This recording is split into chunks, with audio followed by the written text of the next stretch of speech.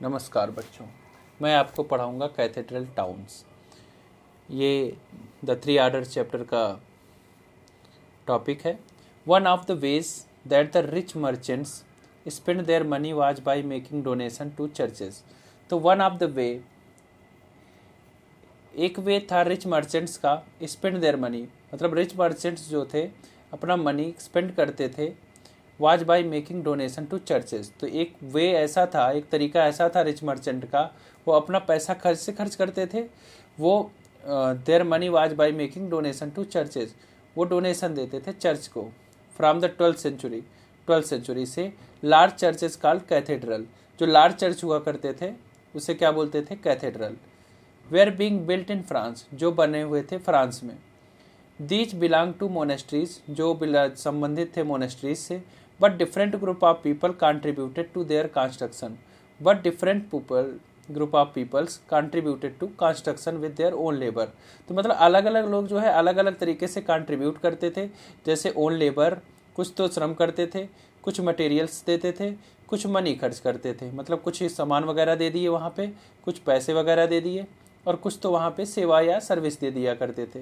Cathedral were built of stone, जो cathedral था वो बनता था स्टोन से। And took many years to complete, और बहुत सारा समय लेता था कंप्लीट होने में। As there were being built, the area around the cathedrals become more populated, जो एरिया था कैथेड्रल में वो मोर पॉपुलेटेड था।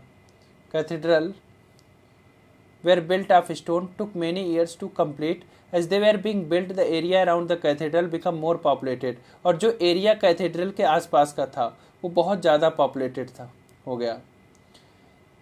When they were completed, they become center of pilgrimage, जैसे ये कंप्लीट होता है ये सेंटर बन गया पिलग्रिमेज का, मतलब यहाँ पे लोग तीर्थ यात्रा करने आने लगे। 10 small town developed around them, तो छोटे छोटे टाउन इसके आसपास डेवलप होने लगे। मतलब पहले कैथेड्रल क्या था कि चर्च धीरे धीरे बड़े होने लगे, और धीरे धीरे फिर लोग वहाँ पे जैसे अपना श्रम वगैरह देते थे और मटेरियल्स देते थे, कुछ सामान वगैरह दे दिए या मनी।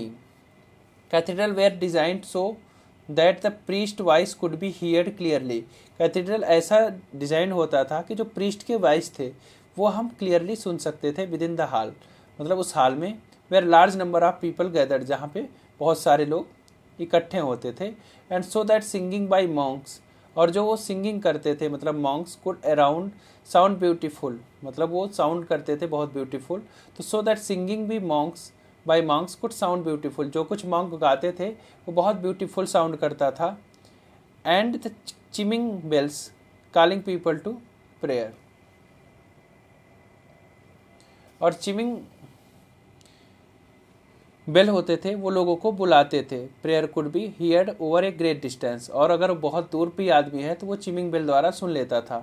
स्टेन्ड ग्लासेस होते थे वाज यूज फॉर विंडो, कुछ स्टेन्ड ग्लासेस होते थे मतलब रंगे हुए ग्लास होते थे, हल्के कलर रंगे हुए ग्लास होते थे, ठीक है, विंडोज पर, ठीक है, हल्के ग्लास होते थे रंगे हुए, यूज फॉर विंडोज, जो हम विंडो के लिए वो यूज करते थे।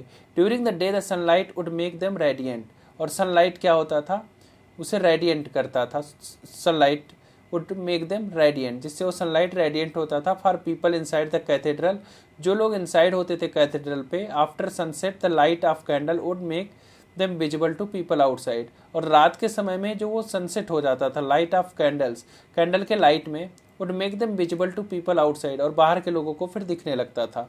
द स्टेन्ड ग्लास, जो स्टेन्ड ग्लास था, ठीक, तो inside the cathedral and after sunset the light of candles would make them visible to people outside, तो विजिबल बनाता था लोगों को आउटसाइड से देखने के लिए। The stained glass window narrated the story in the Bible, और जो स्टेन्ड ग्लास होती थी विंडो वो narrated the story of the Bible through pictures which illiterate people could read, जिससे इलिटरेट पीपल पढ़ सकते थे।